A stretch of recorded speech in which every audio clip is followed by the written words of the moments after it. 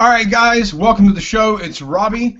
Welcome to SideQuest Podcast, the unofficial podcast of Fitocracy. I've got a great guest here for you today. He was voted in an article from Fitocracy as one of the top 30 individuals under 30 in the fitness industry.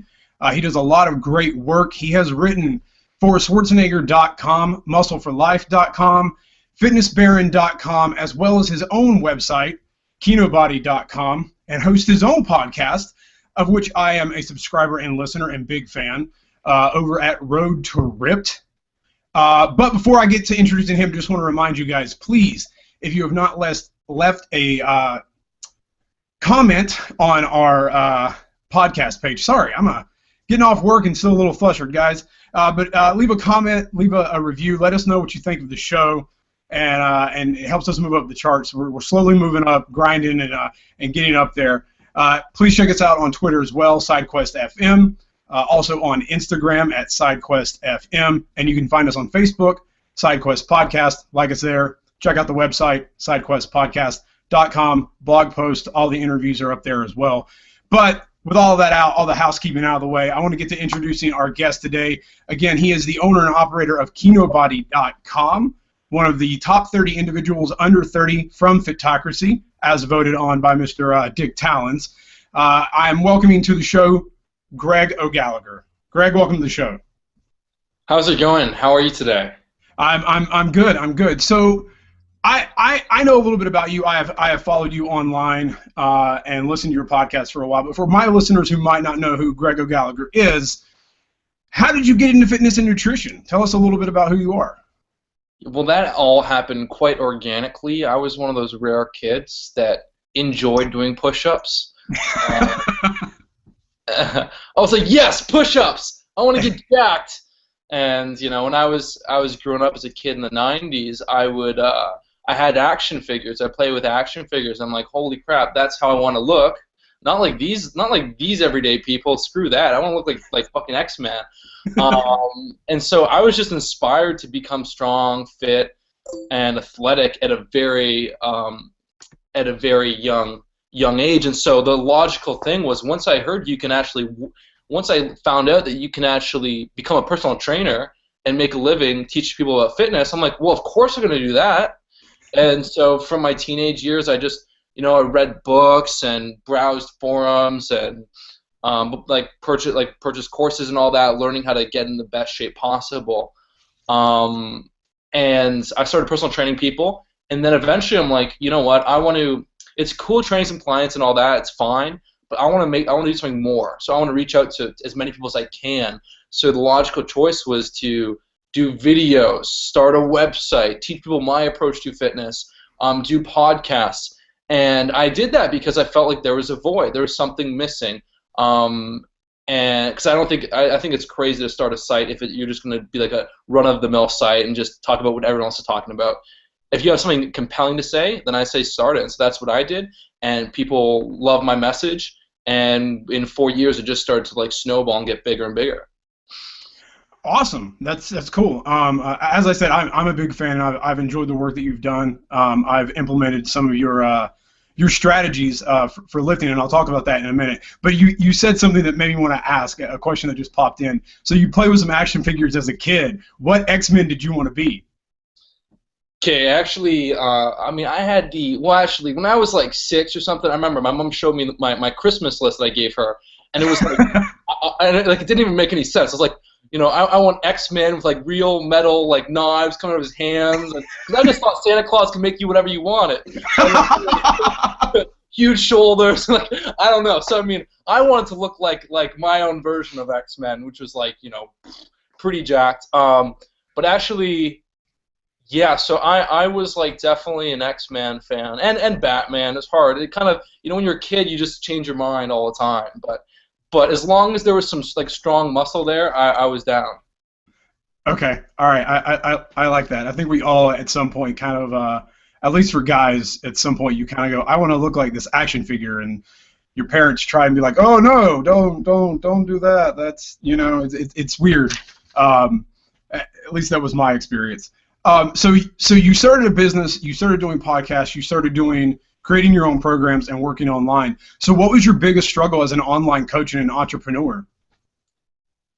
Right. Well, I mean, like everyone, the first struggle is being like, "Yo, pay attention to me." Uh, when I first started doing it, actually, I was lucky because I started doing YouTube videos when it was non-saturated, before millions of people started uploading videos. So I actually built a pretty good YouTube audience early, and I started getting several thousand subscribers. And so the YouTube was actually like perfect. Nowadays, if you want to start a YouTube channel and get big on YouTube, good fucking luck. Like it's hard. It's hard. So I was pretty lucky because I started doing YouTube videos, and because I was in shape and I was talking about fitness, I got views. But then with the blogging is difficult because for people to find your blog organically in Google, it can be difficult. So it was perfect for me because I was like all about, not about, like I was so out of the bodybuilding thing, just getting huge at all costs, just trying to put on as much muscle because I did that and it didn't work very well. You kind of just get fat and look worse. My message was focused in on how do we hack that Hollywood physique?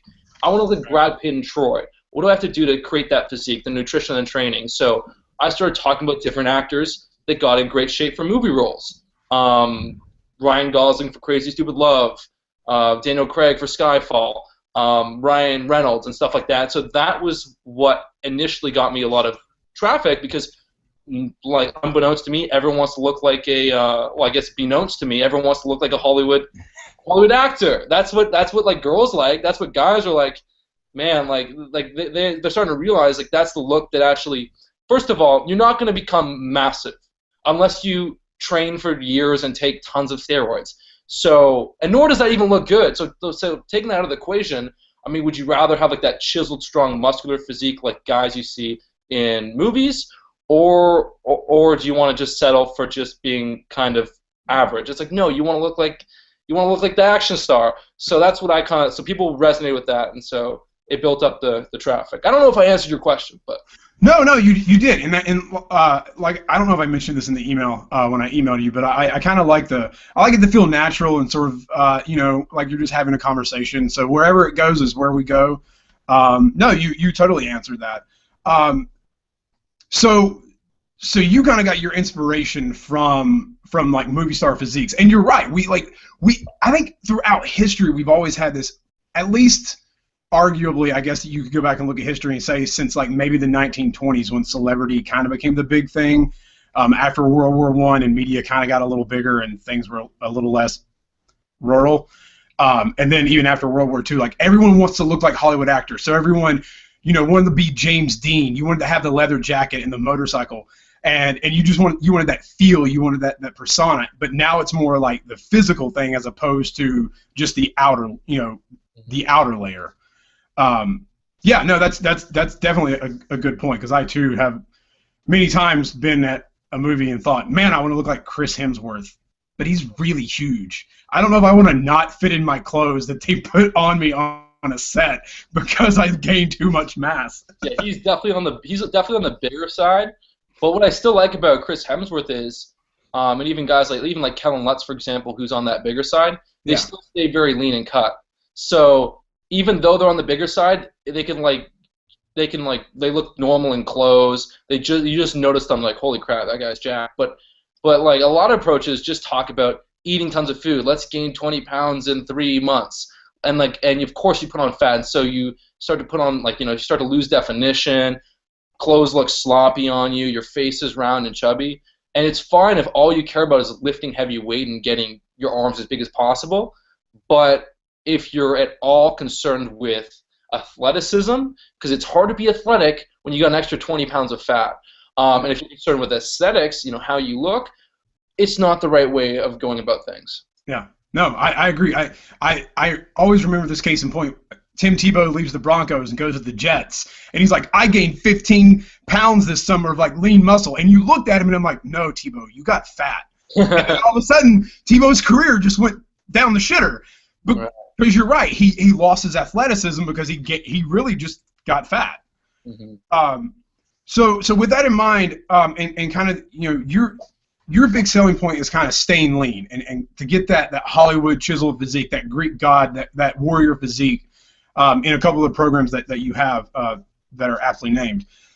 So what do you do to keep yourself below like 10% body fat all year while staying sane and not getting like bogged down with diet and programming?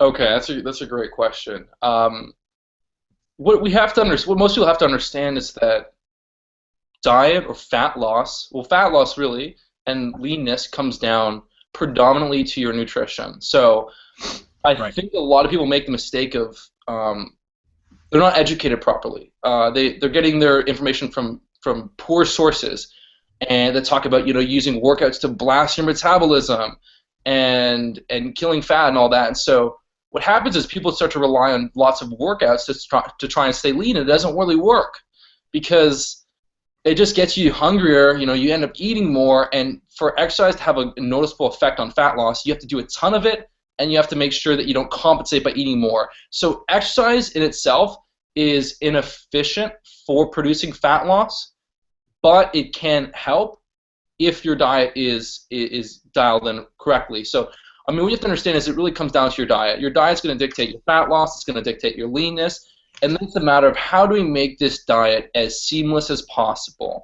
If I burn 2,500 calories per day, well, how do I make eating less than that enjoyable so I don't starve, I'm not going crazy? And hold up for a second, because some people are like, yo, Greg, calories don't matter. It's not the calories. And it's like, well, we have 50 years of research that shows that yes, the law of thermodynamics is true. Anytime someone loses weight following a diet that doesn't talk about calories, well, they end up eating less calories by following a certain set of rules, i.e. stop eating carbs. Okay, someone stops eating carbs, they eat less calories.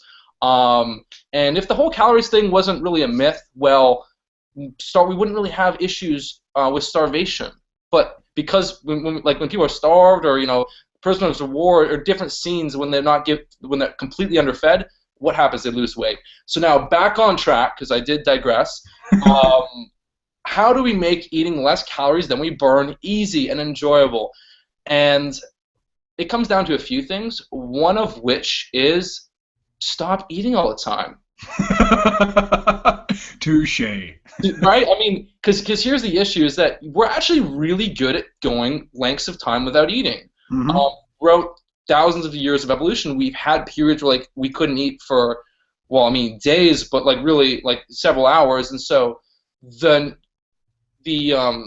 contemporary nutrition wisdom of eating every couple hours just makes it really hard, because you never give yourself a chance to put yourself in a deficit if you're always feeding.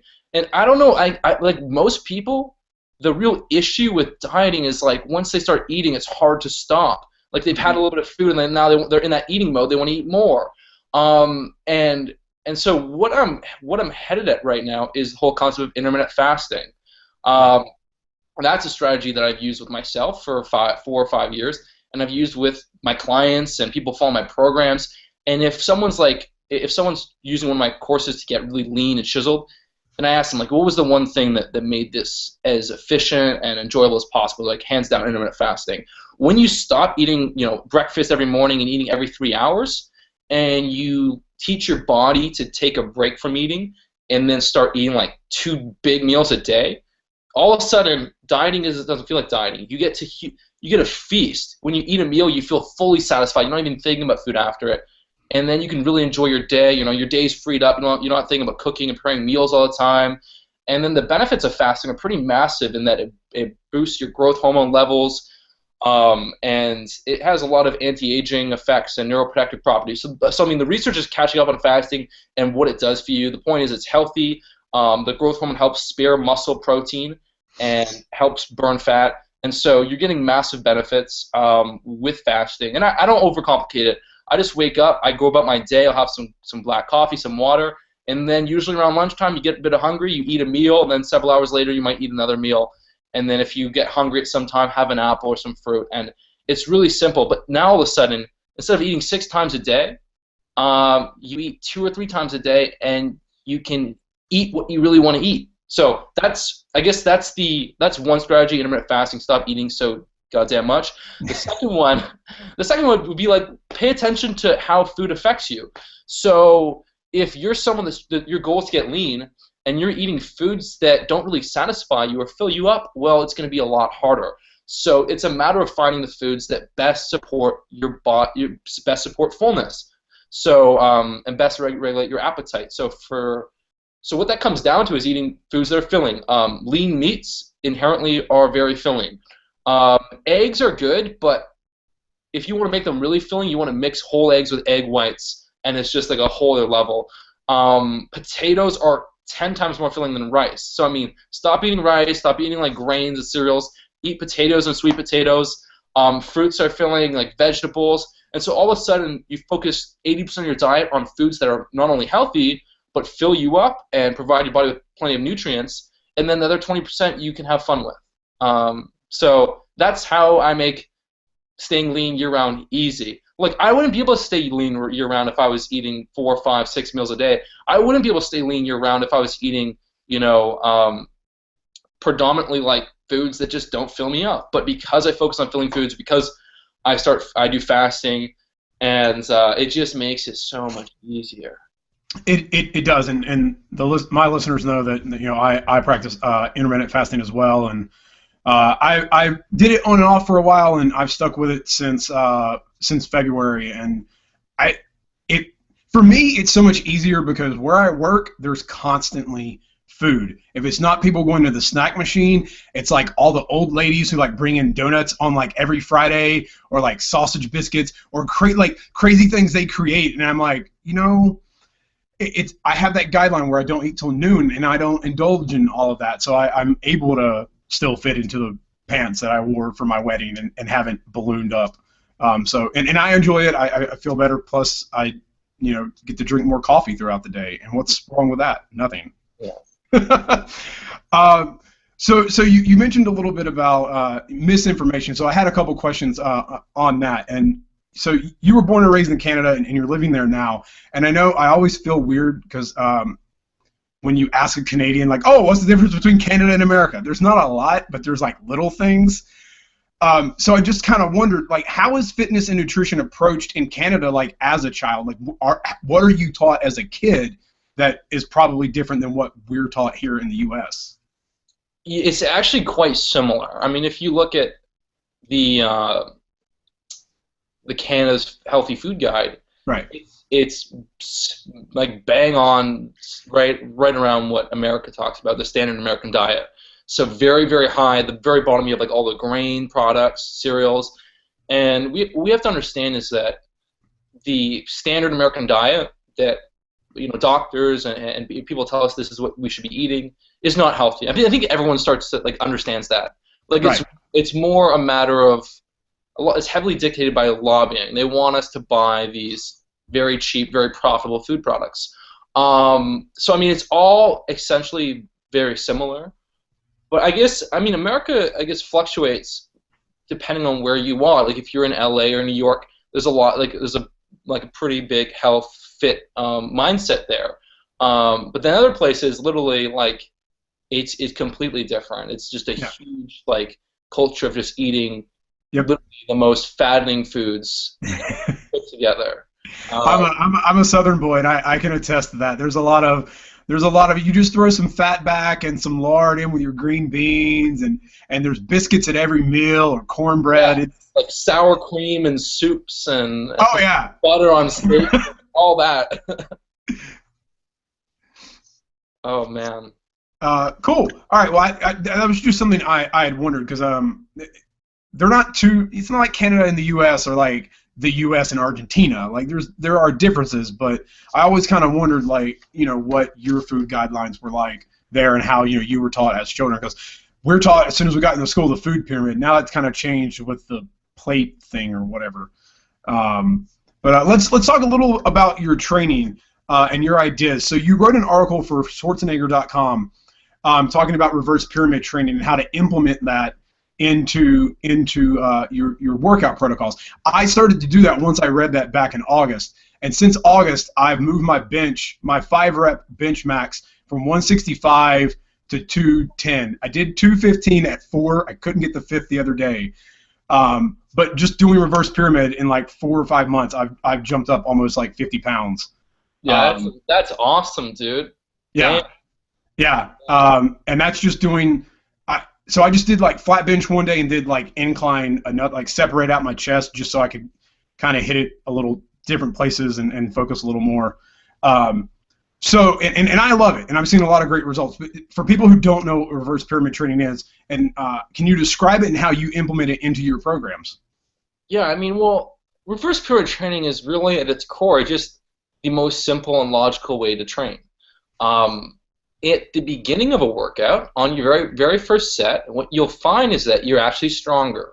The more that the deeper you get into your workout, the weaker you get. Your muscles are getting fatigued and they're getting broken down, and your nervous system that powers and recruits and triggers your muscle fibers into action becomes fatigued. So knowing this, it makes sense that, you know what, if we're gonna lift some weights, let's do the heaviest set first. That way we're the strongest, because what working out is really for, as far as building a physique, it's the idea is progressive overload. Over the course of several weeks, we want to gradually build our body up to heavier and heavier weights. Like, no question, your chest is looking better now that you're benching 210 than when you're benching 165. Oh yeah. Fuller, bigger, thicker. Yeah. So that's because if you're not that strong, your chest doesn't have to be that big. Right. We build muscle not because our body is like, we're not telling our body like, yeah, we want to look good, build me some muscle. It's like, no, our body's like, we need to lift heavy weights, so therefore we need more muscle. If we could only tell ourselves to do that, people would be like, weight is gone. Yeah. If only we could be like, please just burn off this fat, like. But so it's really just the most logical way to train. But what we also have to understand is, like, let's say you're doing 210 pounds for 5 reps, and 5 reps is absolutely as many reps as you can get. Like, you won't be able to get like another 6, 7, not on the table, just 5. Well, I mean, if you really pushed yourself and you're someone that's trained for a couple years, well, you won't be able to repeat that set for 5 reps again. Meaning you'll hit that 210 for 5, and then after that, you try 210 again. Even if you take 5 minutes, you might only get 3 or 4. Right. It's just because it wipes the floor with you neurally and muscularly. So what people make the mistake of doing is they make good results on beginner programs because they're beginners, right? And they think that should work, going forward. And it won't, because as you get stronger, every set takes more out of you. If you're a beginner that's literally bench pressing the bar, you could do that all day. I mean, maybe you'd be sore for a while, but it wouldn't really exhaust you the same way as someone who's benching 300 pounds would. And so one of the things people quickly have to walk away from is these beginner strategies, like the whole concept of doing compound movements with the same weight for 3 sets, 4 sets, 5 sets. In order to do that, you have to pace yourself. So if I was like, okay, I want you to do 3 sets of 5, you'd have to use a weight you can do at least 7, 8 times in order to do 3 sets of 5. If you're someone that's strong and trained. Otherwise, if you try and like kill it on all those sets, you're just gonna wipe the floor with you, and you're not gonna be that strong. It's gonna be harder to recover because you're just doing too much. And on a psychological level, if you know that you have to do the same weight 3 times, you're gonna hold yourself back. There's gonna be stops in place because you're gonna have to do that again and again, and like that's scary. But if you just have to do that set once, all those blocks, those mental blocks we put on ourselves are gone. This is just one set, and then boom, it's over. And this is what it takes to build muscle, like pushing that envelope, going harder than what you're like, reaching your true capability. So the concept of reverse pyramid training is you do that heaviest set first while you're fresh, and you only do it once. That's it. Hooray! Now let's rest. Let's take some weight off, and let's get some more reps, and let's have fun, and let's do that one more time. So the protocol is one heavy set, one medium-ish set, and then one a bit lighter set. So I reduce the weight by about 10% each time. That allows you to get about 2 more reps. So you also hit the different rep ranges. So you might do 4 to 6 on your first set, 6 to 8 on your second set, 8 to 10 on your third set. So you're hitting different weights, you're hitting different rep ranges, but you're doing it in the most logical fashion. heavy first so you can actually hit the best personal records, then medium, then light. And what also happens is when you do that first heavy set, you rest a few minutes, you go to your second set, the weight feels lighter than it should be. Oh, God, does it ever. Yeah. So let's say you do 210 pounds, then maybe you go down to 190, and you're like, whoa, this is 190? Like, easy. And so that's great for a couple reasons. One of which is that the reason it feels light is because your previous set was with a heavier weight, so your body had to recruit more muscle fibers. Right. So now it's almost like you trick your body into recruiting more muscle fibers than it needs on the lighter set.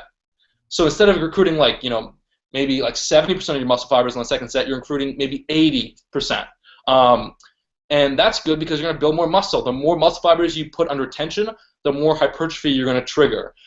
This is why relatively lightweights don't do much for building muscle unless you're on steroids, because you're not getting that much muscle fibers under tension. So the reverse pyramid training is hands down the most sensible and effective way to train for your compound movements. And so that's like pretty much the core of my training with most exercises. I use a reverse pyramid fashion. Right. For like accessory things, like to kind of fill in, say, the rest of the day, what do you do then? I mean, well, I kind of know, but for my listeners, what do you do? Yes. So the reverse pyramid training works well for compound movements that you're trying to progressively get stronger at. But then there are other exercises where you don't necessarily want to just go really heavy and try and get as strong at them as possible, because they're not designed for that. So one example is lateral raises. Dumbbell lateral raises.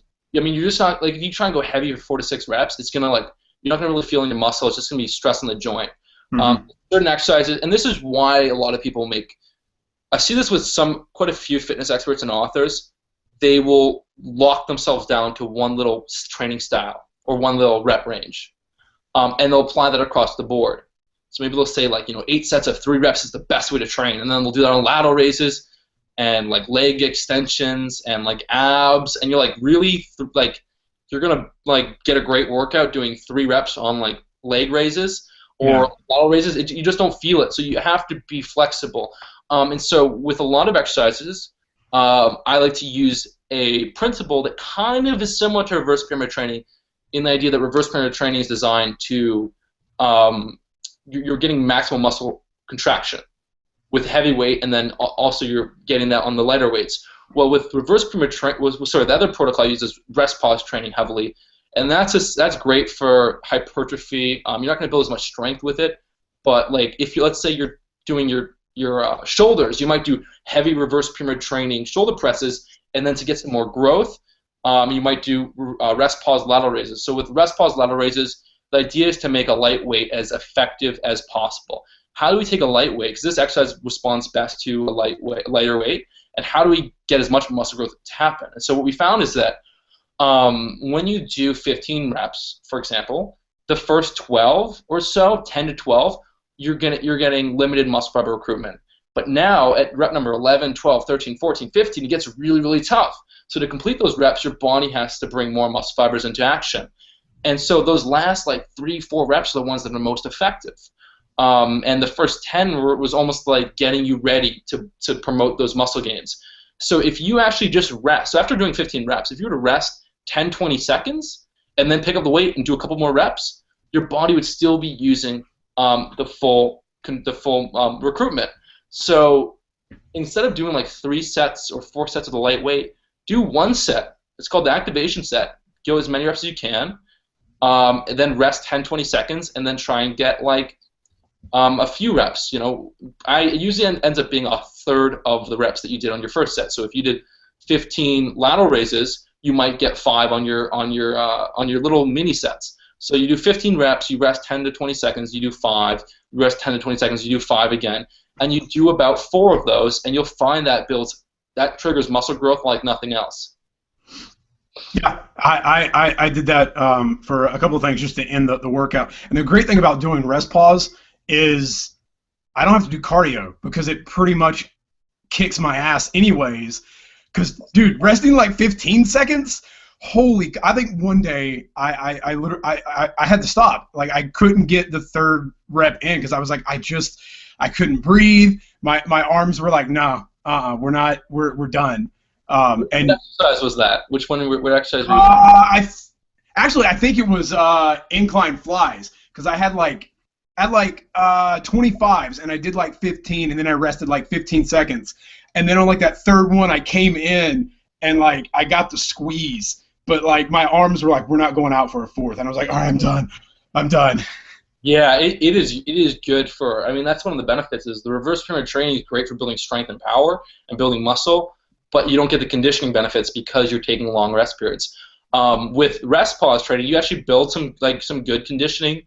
And yeah, if you're doing rest pause, like even like lateral raises rest pause, like you're like, yeah. So I mean, it's great to make sure you to maintain good conditioning and stamina. Yeah, it is. I got a couple more here for you. A couple fun ones first. So it is the holiday season. So what book from 2014 would you give out as a Christmas gift this year to all of your closest friends if you could? Okay, that's a good question. Which book? Well, I would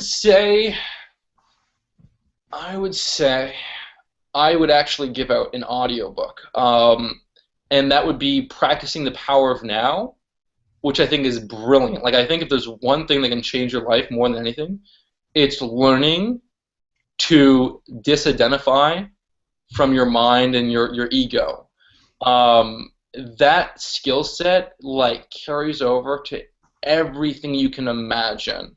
Okay. All the pain that we create in our life, all the stress, all the unhappiness, it's mind created. And when you are able to pull away from that and to experience life in a state of presence, well, it's a beautiful thing. And I think more and more people are starting to like become interested with this whole concept. And so Eckhart Tolle wrote a book called Power of the Now, explaining like his experience with becoming present because he kind of realized that all of his he was essentially like borderline suicidal because he just had this mind entity constantly like creating all this stress and all that, but I don't know. The point is that like literally this book, this listening to it is actually more powerful than reading it. It really gets you into that state of presence and gets you to like relax your thoughts. But literally, it will. I don't know. Like I don't need to talk about this forever, but like it will change your life. Like it will. And I get my clients to do this because most often when you're working towards a goal, you make it 10 times harder than it needs to be. Mm-hmm. And fitness is like the easiest example because what happens is, let's say you want to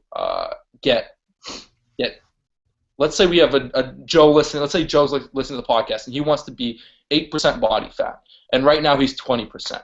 And so what happens is most people put they obsess about this goal, and they tie their self-worth to the goal. So some way or another they tell themselves, I can only be happy and fulfilled when I have 8% body fat. Yeah. And so what that does is it sets them up for failure because now this entire journey, maybe it's going to take 3 months, 4 months, 6 months, towards their goal of 8% body fat is a waste of life. They're not happy. They've told themselves they can't be happy during this process, and usually they're going to stress out about it. They're going to think about it all the time. And it's like a ball and chain that you're just dragging along.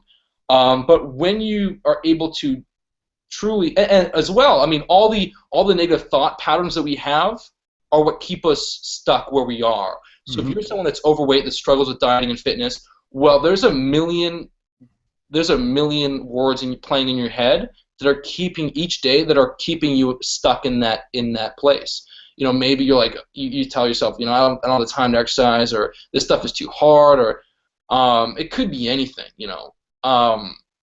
and in order to break free of those thought patterns that hold you in place, you have to learn to observe your mind, and that's exactly what you learn in Practicing the Power Now, how to observe your mind, how to like break free of these negative thought patterns, And then in that process, you can create positive thoughts that support you and your goals. Yeah, I think, and breaking away from negative thought patterns is one of the, if you can do it and you're looking to make a change and get healthy and lose weight, then you're going to succeed. But getting away from those negative thought patterns is really hard. And I've said this a few times on a podcast to a few other guests, but one thing my wife and I started to do that I stole from someone, idea somewhere, is like at the end of the day, we have to tell each other 2 good things that happened that day. Just so you kind of start to cultivate this idea of, you know what, good things do happen in the day, instead of just like hating everything or being so negative, so that when you wake up in the morning, you can look back and go, today is going to be a good day. Yesterday was good. These 2 things happened. I think we can face it. So on that kind of leads into a question I had for you. So building habits, and I know you've wrote about this in a few of your blog posts, about building healthy habits and how getting to the weight or the goal or the body that you want is just kind of building good, smart habits and consistently pulling through with those habits and achieving them each day. So what habit or routine was the toughest for you to change as you kind of got into the fitness world? Okay. Well, first of all, I want to say that I like that whole idea of sharing 2 positive things that happened that day. That's really cool. Yeah, that like literally trains your brain to start to become focus on the positive, the good, and just creates a state of positive abundance. That's brilliant. And it's not easy sometimes, because some days you're like, I sat at work and did mindless book work. I don't know. Like it can be tough, but just finding just something. Right. Yeah. No, that's very cool. Because it's easy to like try and feed off the negative stuff, because when you're like controlled by your ego, that's what it thrives off of. That gives you an enhanced sense of identity about being hard done by, or this is unfair, and it just strengthens that negative identity. And so when you have to be like, okay, think of something positive. If you just to pull away for a second, if you find someone that's really angry about something, you can't get them to think about anything positive. They won't accept it. They won't. Because they're stuck in that low frequency. They're stuck in that negative thought pattern, and the only thing they'll look for is more negative stuff, because it attracts the same thing. So I mean, they'll be like looking for more negative stuff. But when you break free of that and start to like force yourself to think of something positive, you start to create more of a positive, successful mindset. And now to answer your question, what was your question again? What habit or routine was the toughest for you to change as you kind of got into fitness and getting in shape? Right. I would say I always loved working out. For me, getting to the gym is easy. It's not even a problem. Like I don't miss workouts unless I'm like, okay, I really do need to rest. Yeah. Then I miss a workout. But especially when you're not training like 7 days a week, you know. Right. Easy to get to the gym. It's fun, and but the hard thing for me was, just eating habits, changing your eating habits. It's a lot more difficult because that's something that carries over the entire day. Like you only have to go work out, an hour, a few days a week, but your eating habits take course of the whole day.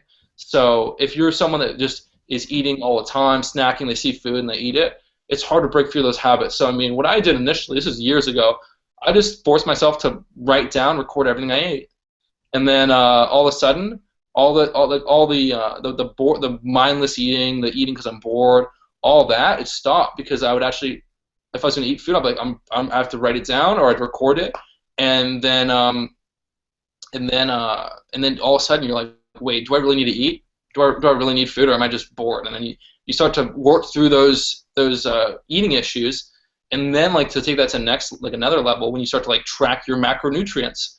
Mm-hmm. Maybe you need to do it for a couple months or whatever, but you track to see how much protein, carbs, and fats you're getting, and then you start to eat for your body's needs, not because of weird reasons. So that was the hardest thing, but once you start to put the steps in place, it's really not that hard. Right, I agree. I think that was one struggle for me was writing everything down, and Luckily, you know, when I finally got my butt in the gym, Photocracy was out, so I could like record all of that. But I still was like, man, I can eat whatever. I'm working out. No, it worked for a little while, but New York City pizza, yeah, that not macro healthy. Not macro friendly. Yeah. Not macro friendly. You just have 2 slices. Well, yeah, but you know it's so large and thin that it just your body is like, give me more, and then I know. I would, if I'm gonna enjoy pizza, like give me 6 slices. Agreed. Agreed. So on that, I hate using this word, and I think it's one thing that the fitness industry needs to get rid of is the cheat meal. But what if there is a cheat food that you don't normally eat? What is your cheat food that you do enjoy to indulge in occasionally? You know what, man? I probably like, you should see my diet. It's like, yeah, the whole notion of cheat doesn't really exist. I've gotten to my most shredded condition eating frozen yogurt ice cream almost every night. Yeah. So I guess what would for me what would qualify as like a cheat meal would be like literally just eating a ton of food without any consciousness about how much you're taking in. So it's like literally just going out of your way to eat a ton of food and like not care. But if you're let's say I love burgers and I've fasted that day, I've gave myself room, I'm having like 2 double patties, I'll eat the burgers and I'll probably have some calories left over later in the day and I'll eat another meal. And that wasn't a cheat meal for me. I'm right where my requirements are. I probably feel pretty good, and so it's fine. So I mean, yeah, for me, like I enjoy quote unquote cheat foods, but in a non-cheaty way. So I mean, I'll have frozen yogurt ice cream, and the reason I pick frozen yogurt ice cream is because regular ice cream, if I'm having a big bowl, it's like a crazy amount of calories. It's not worth it. But frozen yogurt ice cream has so much more food volume because they take a lot of the fat out. So you can have a huge bowl for far less calories. And then I throw some chocolate chips on it because it just makes it so good. And French fries, I eat French fries all the time, or I'll do potato wedges or whatnot. But I mean, I don't really have cheat foods. I'll eat what I want. I just will work in the I'll make room for it. But I guess like, yeah, I mean, because I use intermittent fasting, I can pretty much eat whatever I want and get shredded as long as I'm accountable for how much I'm kind of taking in. So if I have 6 slices of pizza, then I know my next meal is going to have to be pretty good. Right. And I heard someone say once that a good diet idea when you're on vacation is have like 1 bad meal a day and then like eat smart the rest of the time if you're on vacation. That's a good strategy. And I'll just point out one last thing is that like if you're going to be like being really relaxed with your eating, you don't have to obsess about your protein intake. So one mistake people will make is like they'll eat kind of like quote unquote cheaty foods, and then their calories are probably still okay. Like if they fasted, the calories are probably still okay. But then like they're freaking out like, wait, did I get enough protein? Do I have enough protein? And then they'll like literally go and like they'll eat like another 500-600 calories of protein foods, and now they went way over the calories. They're probably gonna put on some fat. And you don't have to worry too much about protein as much as people would tell you have to. So protein is great at keeping you full on a diet, but if you've already hit your calories and you're already feeling good, you didn't get that much protein in, well, don't worry. It's fine. Like, you'll survive. I've been eating about 120 to 150 grams of protein per day at a body weight of 180, and I've been making gains in the gym, and it's like, but obviously my one anecdotal piece of evidence of myself doesn't apply across the entire board. Right. That said, the need for protein is far overdone. You only need about 0.82 grams per pound. But if you get a little bit less than that, it's not like you're not going to build muscle, because it's just like the most optimal amount is 0.82. If you fall a bit short, you're still probably okay. You're still probably going to get like 95, 98% of the benefit. But then if you go way over, well, now you don't have as much room for fats and carbs, and these are what are needed to fuel hormonal functioning, testosterone. Carbs are needed to support training, and so point is, don't forget about your protein. That's the point. Okay, gotcha. All right. So New Year is coming up, and everyone, not everyone, but lots of people get lax during the holidays, and then makes a New Year resolution to lose all of the Christmas and Thanksgiving weight.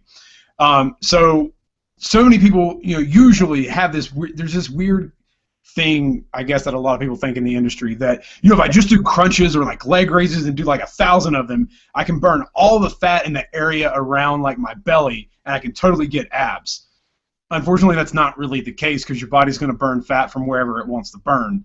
I read an article from, I don't remember who it was from, that said the first place you stored it is the last place it will burn. That it'll actually burn the last place it's stored first, or in like reverse order or something. Right, right. So what do you tell someone who comes to you and says, man, I want abs and fat loss in the midsection? Right. Well, actually, you do hear people talk about like the hormonal effects of body fat storage, but I think that's like so overblown. Like, don't even have to worry about that. Like, people that store fat in their legs have high estrogen or whatever, but I mean, that's like more, I think that's more like a matter of like marketing and like like making people like, it's like, oh, well, spot reduction isn't true, but oh, these hormones dictate where you store fat, and so I wouldn't worry about that at all, to be honest. But yeah, to answer your question, what would I tell these people? If they want to lose fat in the midsection, Yeah. I'd be like, well, let's say someone's like 200 pounds and 20% body fat. Well, I'll be like, well, you know what, your midsection will probably look pretty good when you're about 180 and stronger. So it's just a matter of getting to a lower body weight for people that are too heavy, that have too much fat. And what I see is sometimes with clients, like literally, they'll be dropping fat, but their stomach won't change at first, and their chest will slim, like the chest will get lean, so the fat deposits in their chest will start to slim down, and then their shoulders and their arms will get lean, and then like their legs will get slimmer. And so for some guys, the last place they lose fat is their stomach. Yeah. This is called body fat distribution. It's more genetic than anything. Forget about like the hormonal implications.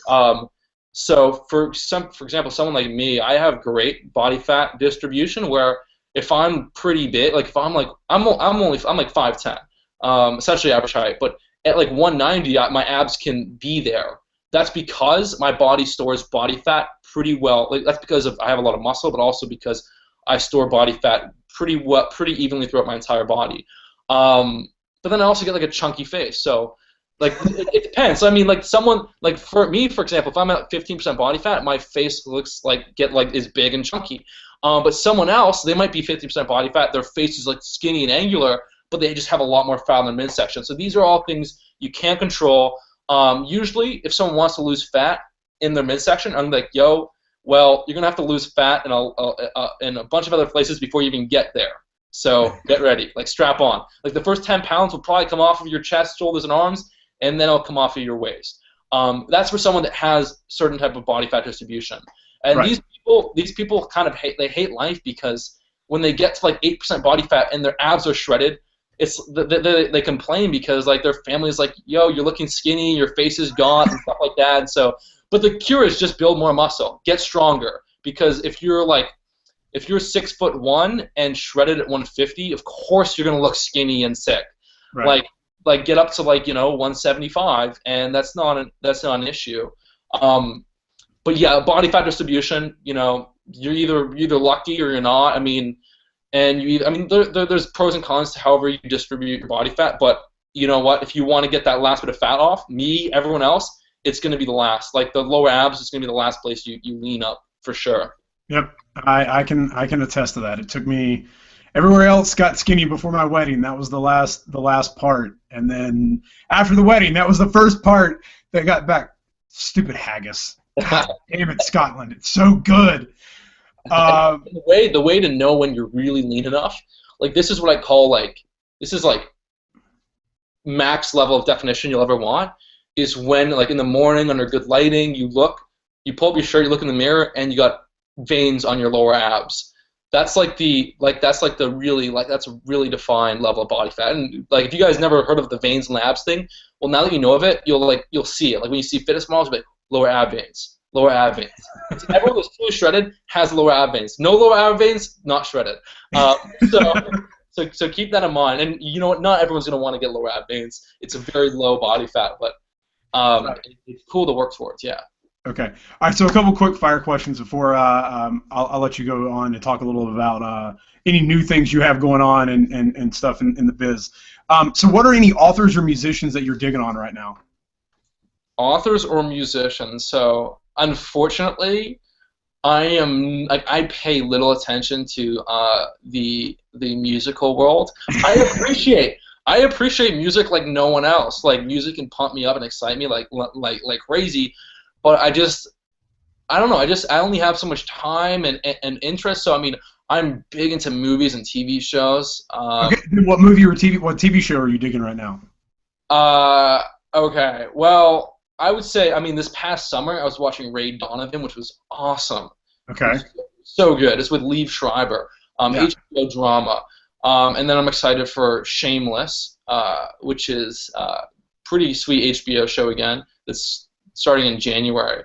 But actually, right now, haven't really been much on that's been catching my eye. I mean, yeah. So, and then authors. Let's see. You know, I don't read that many books. Like, I listen to podcasts and I read stuff online, and so I haven't had as much time to read books. But so I mean, I'd have to I do most of my reading like online and blogs and stuff of that nature and articles. But I haven't really. Well, I'll have to ask you the question. What are your favorite books to read these days? I'm the worst reader in the world. Mike McCanty suggested a book to me about 4 months ago, and I still have about 150 pages left of it, mostly because right now have put my focus on finishing up the American Council of Exercise book so that I can take the test and become a personal trainer myself. So that's where my focus is. So there's not a lot of like extracurricular books. Musicians, anything and everything, though I'm kind of a music snob. And I have to apologize for that sometimes because I grew up on like classic rock and had a little bit of classical music influence. So all of the music of the day, I'm like, oh, this rock and roll sounds like all the indie music from 10 years ago. Did it really take 10 years for indie rock and roll to become like mainstream? Yeah. So I stick to the classics basically. I'm an old man. Yeah, that's cool. I like classics as well, for sure. Yeah. Cool. Well, then I won't ask you what your guilty pleasure workout track is. I usually enjoy asking that question. Someone once told me they work out to Katy Perry, which I laughed at. So what is the one exercise or the lift that you really, really hate to do? Well, actually, no, I do love to lift. I do love to like I don't really listen to music when I lift weights. I don't need to. But let's say I'm doing like some jumping rope or stuff of that nature. Or rest pause work, I do enjoy music. Okay. I really love 80s new wave music. Yeah. just some good American Psycho shit, I don't know why. It gets me in the mode. Yeah. So. Okay. So what is the one lift that you really hate to do? The one exercise that I hate to do? Yep, one exercise you hate to do. I think most people would probably say burpees, but I always like to ask. Okay, yeah. I would say like a good hate or like a bad hate? Because some exercises you're like, oh, this is tough, but I'm like, yes, this is a great exercise. You know what? Why not both? The good hate and the bad hate. Good hate is definitely standing overhead presses are bar none like one of the toughest lifts. Because bench press or incline press, you're lying down, you're just exerting that force. But when you have to stand, contract your abs, your glutes, push up an object overhead, and when it's getting really, really heavy, and you're grinding out that rep, and you're trying to lock it out, and it's a whole other level of effort and discipline. Now, the one exercise that I would say actually another exercise is that I hate, but it's amazing. It's power cleans. Because power cleans literally it's mental, very much mental because you got to throw that weight up and you got to be able to catch it And when you're going really, really heavy and it's like questionable whether you're going to get it or not, it can be mentally challenging. But then the ones that I guess I hate is, I would say, I built I started my strength training career with lots of squats and deadlifts, but I don't really do them anymore because for me, when you get really strong at them, your legs just get too big and they break your pants. Your inner thighs are like chafing together, and it's just like it's just too much. So squats and deads, I don't really do them too much anymore.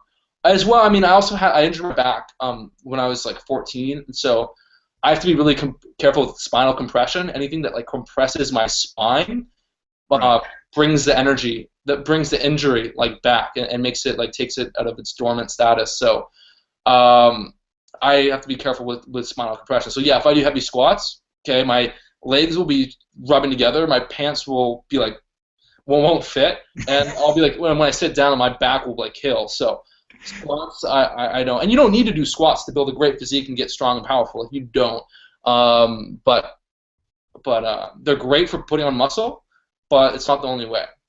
Right.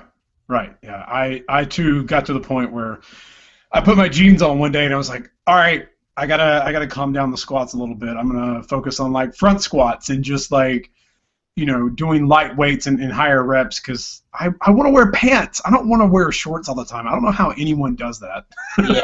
Yeah. I mean, that's like, yeah. I mean, if you're coming from a frame of mind where you're just trying to build a certain proportion, well, then once you get your legs to their ideal size, then it's like, okay, let's start growing them. Yeah. Because there's also, as a natural, you can't become 250 pounds of muscle. So eventually you're going to hit a point where your lean body mass is maxed out, and so if you're carrying a lot of your size in your legs, that could very well cap the amount of muscle you can put on your upper body. This is something that people do not talk about because they tell you, well, build your legs will increase your testosterone, help you build more muscle on your upper body. Well, there's very little research to show that's actually true. There's actually research to show the opposite is true. But yeah, so just something to think about for sure. Okay, cool. So we'll wrap up a little talking about you and your business and things you have going on, and then I'll close out with a final question. So, do you have anything new? I know you on your website on Kinobody.com you have the Greek God program.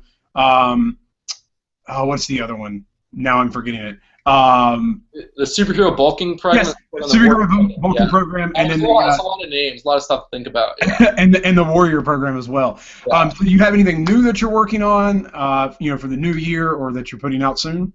Yeah, I do. So, well, just to kind of recap, people might be like, why do you have these 3 courses? Why not just one? Well, the warrior shredding program is my course to cutting down. If you need to drop your body fat percentage and get really lean and chiseled, that's the warrior shredding program. The Greek God program is for building strength and adding muscle, getting that sort of like that Troy, that Brad Pitt and Troy kind of physique. And then the superhero bulking program uses more of a volume approach, more rest pause training to maximize your muscle growth and to get like that almost like that Chris Hemsworth superhero physique. So, but then again, like if you're a beginner, don't start with superhero bulking program because you're not strong enough. Like stop. Right. Like start with the Greek God program. And so I'm working on something right now. It's almost it's almost done. And that's like essentially my cardio and ab and mobility course. So in each of my 3 courses I mentioned just previously, the protocol is you strength train 3 days a week to maximize full recovery, and you do it in a way to focus on like a certain proportion. So you don't need to do tons of volume on your legs. You need to hit your legs, but not tons of volume. So you can actually build incredible physique, get better results training 3 days per week, focusing on the stuff that really builds the physique, and giving yourself tons of rest. So then the question comes, well, what do I do on those other 4 days? If I want to get as fit as possible, if I want to get as chiseled as possible, then what do I do on the 4 days? And so most approaches to cardio don't work very well because they mess up with your neural recovery. So if you're going to do some intense, high-intensity interval training or sprints, that would actually, in essence, reduce your recovery for the work of the next day because it takes a toll on your central nervous system. So it creates total body neural fatigue.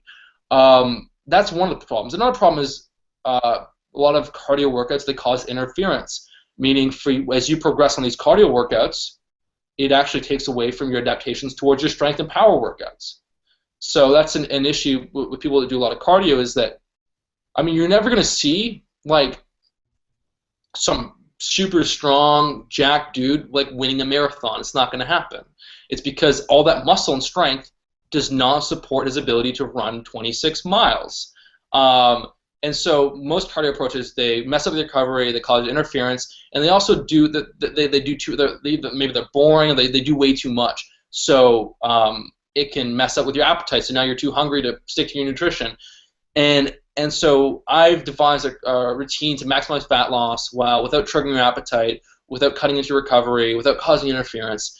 And then I've also stacked really sweet ab and mobility routines. So some people that watch my videos on YouTube, they see me doing some pretty cool ab exercises, dragon flags and advanced hanging leg raises and stuff like that. I got to say the dragon flags are pretty crazy. And the like, was it the flagpole thing?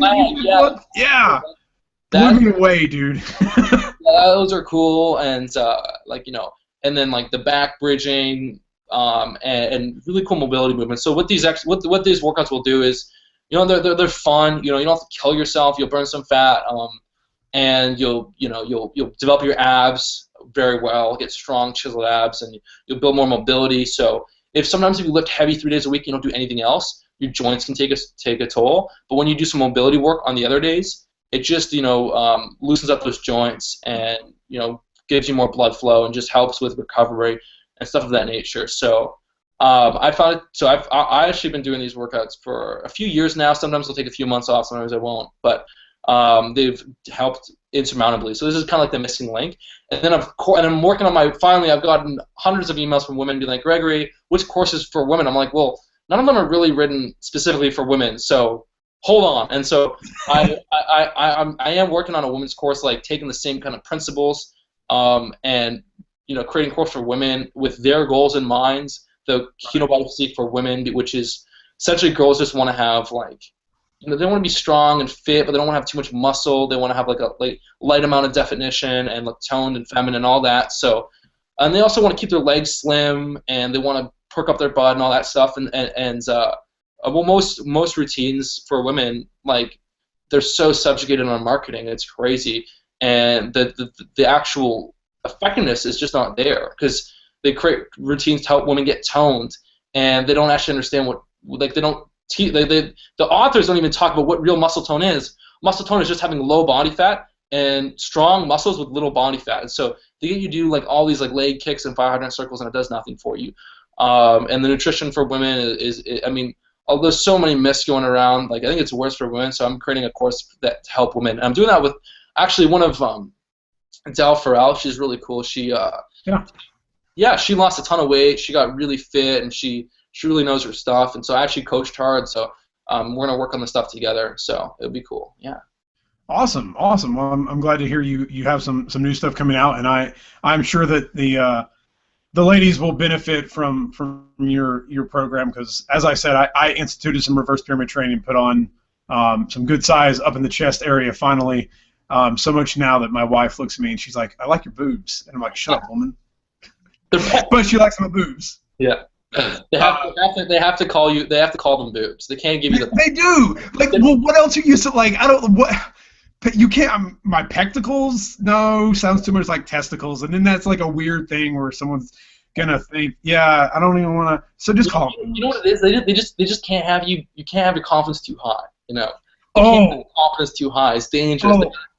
They gotta keep it in check. Keep the ego in check. That's why I married the woman that I did, because mine gets up here and she brings me back down a notch or two, and I'm like, oh, you're right. You're right. You gotta call them boobs. All right, so my final question before I take out the podcast. So fitness is not the only interest you have, and it's not the only interest anyone in the business has. So what is one non-fitness goal that you want to accomplish in your life? Right, okay. One non-fitness goal. I am a man of several goals. Non-fitness. Well, you're putting me on the spot here. Wow, you go first. Now I'm all shy and Oh, I got Greg shy. Uh-oh. No, I think it's interesting to find out. I like asking more than just fitness stuff because I think a lot of people, sometimes, there's a lot of fitness podcasts that are out there, and there's a lot of information out there that trainers put out, and I think people think that trainers are these certain types of people, and they're not. So I kind of like everyone to understand that, everyone's come from similar circumstances, and everyone's put in the hard work, and you can get the same place that anyone has gotten to. It's just hard work. But I think it's also kind of cool to see what other things people enjoy as well. I've had several goals that came up organically throughout the years as I've been involved in fitness, and it started off I wanted to be more social because I was just that shy kid, and so I wanted to become just more talkative, more social, and that I did that, and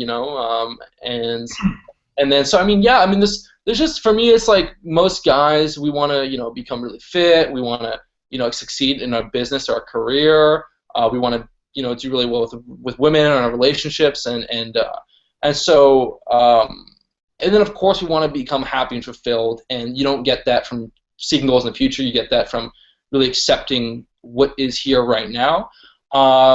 So I guess I'm pretty to answer your question, really, my entire life up till recently, it's always been obsessing about the future. It's like, I'm not happy here. I want to be over there.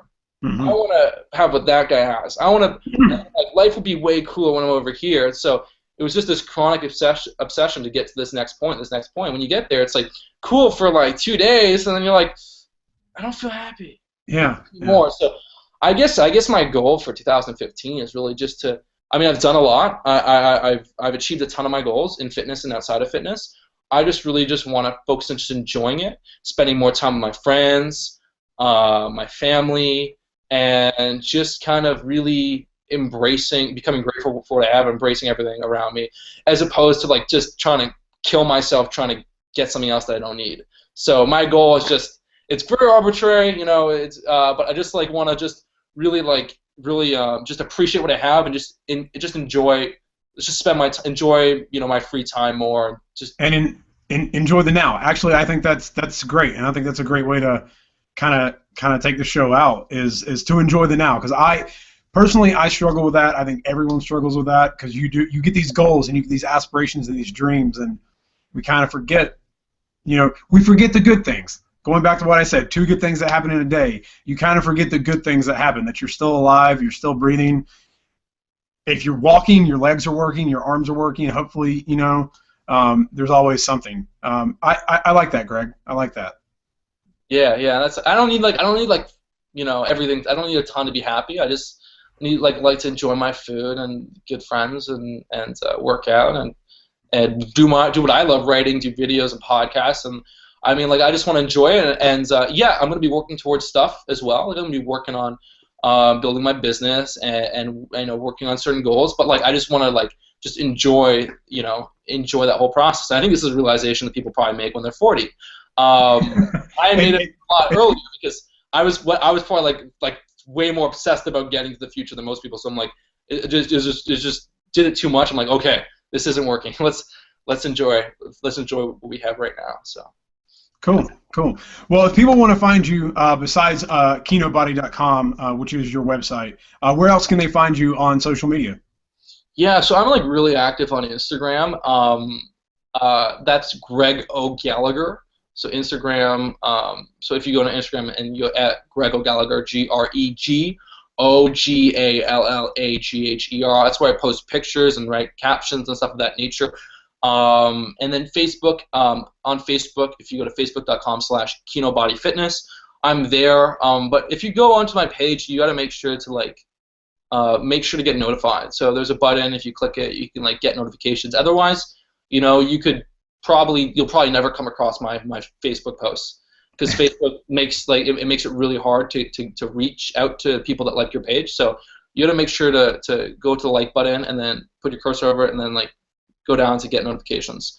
You should do that to all the pages that you like on Facebook that you want to stay notified. You got to do that. So yeah, that's usually Facebook, Instagram are my two main ones, and yeah, and then my blog, and that's it. Cool. All right. Well, I've enjoyed having you on the show and learning. Hopefully, my listeners have learned a little about reverse pyramid training and how it can actually help improve and they can hit some PRs out there.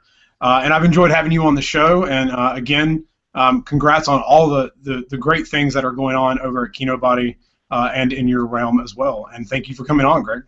Dude, thank you so much. This has been an absolute blast. I've really enjoyed it. And, it's I could have talked all day. It's great. So. All right. Well, again, thank you for coming on, and everyone, I hope you enjoyed the show.